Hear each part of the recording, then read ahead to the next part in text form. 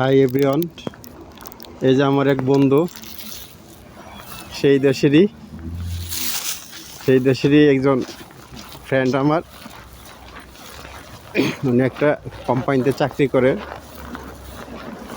সে একজন good person লোক, খুব ভালো মনের মানুষ। তার সাথে মিলে আমার খুব ভালো লাগছে। সে আমাকে অনেক জায়গা ঘুরে ঘুরে দেখাচ্ছে এবং আমার খুবই ভালো লেগেছে এদের ব্যবহার দেখে। আসলে কাজাকিস্তানের মানুষ, ওদের মন অনেক ফ্রেশ এবং মহিলা পুরুষ একসাথেই কাজ করে। এদের মধ্যে কোনো ভেদাভেদ নেই। আর এটা আসলে দেখতে খুবই ভালো লাগে। এবং আরেকটা জিনিস দেখে মনে হয় ওদের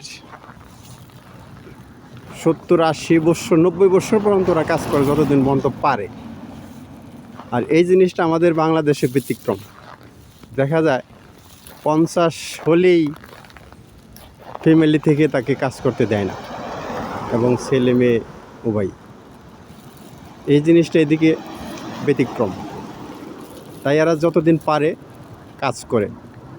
আমার মনে হয় কাজাকিস্তান তেমন একটা ভাতা পায় না ওরা। তার কারণ যদি বয়স্ক ভাতা পেত তাহলে এত পরিশ্রম এরা করতো না।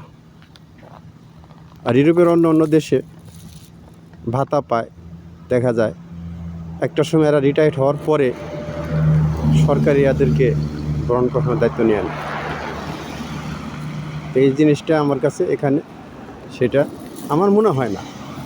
হয়তো কিছু পেতেও পারে, তার কারণ ওই দিয়ে মনে হয় ওদের সাংসারিক ব্যয় মেটানো সম্ভব না। তাই এই ভিডিওটা করলাম।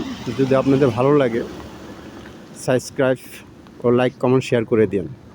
আসসালামু আলাইকুম।